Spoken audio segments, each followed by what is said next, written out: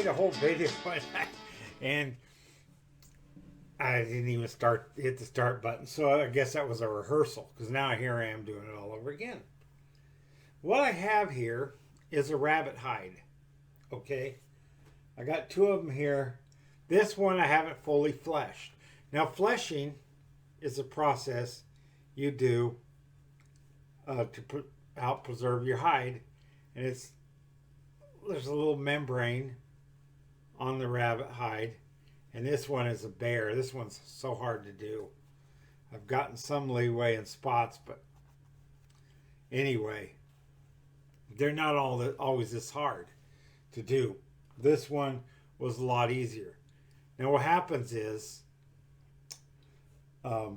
my wife will butcher the rabbit. She will kill the rabbit. I'll do most everything else. She kills the rabbits and she'll cut the feet off and the head, and then she'll pull the hide off, and then she'll put those hides in a Ziploc storage bag, and then put them in the freezer, and then she'll give me the rabbit, and I'll gut it and clean it up and put that in a bag and put it in the freezer. That's the process. So then after that, I'll take when I'm ready to tan some hides, I will take the hides out of the freezer and set them up in my utility room for about 12 hours, just overnight. Pull them out, in the afternoon, evening, and then in the morning I'll take the hides and I'll take them out, and you seen the previous video where I had them on the propane tank. I'll put them on a flat surface somewhere. If I look at the weather app, it's not going to rain for 3 days. Okay, that's good. I can go put these rabbit hides out. I'll put the rabbit hides out, and then what I do is I cover them with salt. Now this is just cheap old store iodine salt. You can use kosher salt. You can use pickling salt. But this salt, use the fine salt. I know there's videos out there that I like to use kosher coarse salt. Why use coarse salt? Fine salt covers the hide better. It just makes sense. It's smaller grains of salt as compared to coarse salt, which is larger grains of salt. And these smaller grains will cover the rabbit really well. Make sure, this stuff only costs $1. Use as much as you need. Buy several of these when you go to the store. If you're going to have rabbits, you can do rabbit hides. They only had 3 at the store when I was there. I bought all 3 of them. I've already used one. This one I used a little bit of on another rabbit. Okay. So you cover the rabbits with salt.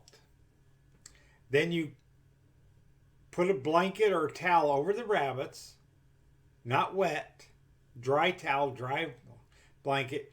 Then you put something, bricks or anything, chairs. I put chairs on mine because it was a round surface that they were on. But you could also put, bricks, rocks to keep the towel on there, to keep wild animals away. My cats are going crazy. They're trying to get to it. Even with the salt on it, they could smell that rabbit flesh, and they wanted it. So, keep your dogs out of it, keep chickens out of it, and keep wildlife out of it. Put a towel over it and something heavy to hold the towel or blanket down. After you've done that, after 3 days, take the hides and then you flesh them. They call it fleshing it. And try to get that membrane off. This one, I got the membrane off. It's ready to be egg tanned. I've got 2 already out there being egg tanned.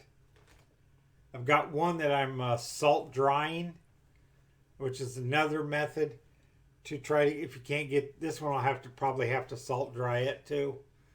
If you can't get that membrane off, then another thing to do is to salt it again and let it dry completely out, or where it's real hard and stiff. You've probably seen leather or things like that where it's real hard. You want it like hard. And then you take a rock with a little bit of rough edge or pumice stone and you rub on it, and the membrane will flake off like big pieces of dandruff. That's two different ways to flesh it. The best way is if you can flesh it, get all that flesh off and have a nice soft hide. Now don't pull the flesh too hard. You'll rip this hide. The skin on this rabbit's very thin and it'll rip easy. So you have to be delicate and strong at the same time. Using your thumb real strong on the membrane while holding the rabbit skin, down so it's not getting it torn. So it takes both hands. I do it with my thumbs. My wife uses a butter knife and she gets it off pretty good doing that. So there's different ways, and the older the rabbit is, the harder it is to get that membrane off. Ideally, I've been told that 4 months old is the best age to butcher rabbits, because then you can preserve the best hide if you get the rabbits that are 4 months old. And I've been doing them at 6 months. Maybe I need to start doing them a little bit younger if I want to save the hides. Now I breed Rex rabbits, and Rex rabbits are the best rabbit hides out there. Satins and silver foxes are also pretty good, and so are American chinchillas, which are a type of rabbit, not the chinchilla, the other fur-bearing animal. But so raise rabbits for meat and for fur is what I do. So if you're going to do for fur, you gotta learn how. Now this one's a good one. I could probably sell this one. This one, if I don't get all that off of there, I'm either going to have to cut it down to a smaller piece, and then I won't be able to sell it. I might be able to use it for arts and crafts. This is probably the best hide. My wife helped skin this one, or flesh this one out for me, so she did a really good job on this one. So now the next process, after I fleshed the rabbit, is I'm going to take an egg. Now the people use brain tanning, and that means you got to save the animal's head and dig the brain out of the head of the animal. If you really want to go through all that, be my guest. There are people like that's what the Native Americans did, and that's the process I want to do. Okay, I can understand that if that's what you want to do. But I will tell you that an egg will do just as good as a brain tan. And you take the yolk from the egg, and an egg this big would probably cover one pelt with the yolk. But it's normally it takes 3 eggs for 2 pelts is what I've found. So I like to have 2 pelts ready at the same time. So what I do is there's a method where you break the egg like right in the middle. You have 2 half shells and you transfer the yolk back and forth until you just have a yolk. You don't want any of the egg white. You just want the yolk. Then you take the yolk and whisk it up with a fork or a whisk or a spoon or a spatula or whatever the hell you have handy. A back scratcher, whatever it takes. And then you take the egg yolk and you put it on your hands. And that's kind of gross, I know. You take the egg yolk and you just smear it all over. You could use a barbecue brush if you don't want to get it on your hand. But make sure you cover that hide completely with the egg yolk. The egg yolk is all over every bit of that leather. A little bit get on the fur is all right. Try to avoid getting it on the fur, but you're going to get on the fur on the edges anyway. Okay, and then you take a towel and you make sure your towel is wet, but not sopping wet, but still very wet and not moist. Moist is not enough. It's got to be wet, but it can't be, just to the point where it stops dripping wet, but the towel's still wet. You put that towel over the hide, and then where the towel covers the hide, put borax and cover borax on top of there. And that'll keep curious animals away and insects away from your hide. Okay. And then let's set that for another 3 days. Doing the egg wash. Now I'm doing mine under an overhang on my front porch. You can do it in your garage. You don't want it to rain in this process. You don't want water. You don't want to get wet from. So I wouldn't do it really outside. People do. If you look at the Weather Channel, it's not going to rain for a couple days, and you trust it.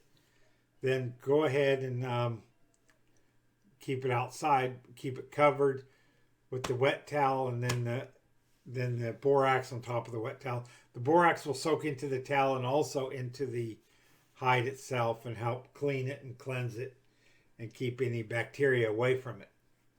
Okay.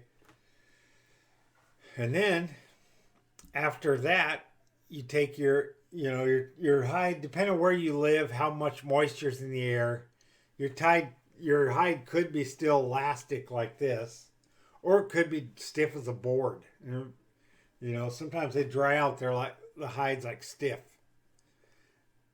If it's stiff, you want to rehydrate it. Get a bucket of water and soak it to where it's soft again. Then once you got that hide soft again, then you wash it. Put some shampoo on the hide and work it in the hair. Work it on the skin side and the hair side. Not too gently. You really have to be gently with these hides because rabbit hides are very delicate hides. It's not like the big elk or big cow hide you're working with.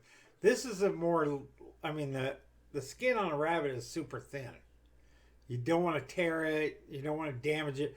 If you twist it and rinse it out, wring it out, you could be loosening all that hair, and then you're going to have an ugly hide. So be gentle with it. Rub the shampoo in there. No conditioner, because the conditioner is basically just oils. You don't want to add oil to it. Just, at least not this process. So then you rinse the shampoo off. Just put it in a bucket, a couple times, and you got it off. Then you can hang it up on a clothesline if you want to. Just let it drip dry. And then the next process is stretching the leather.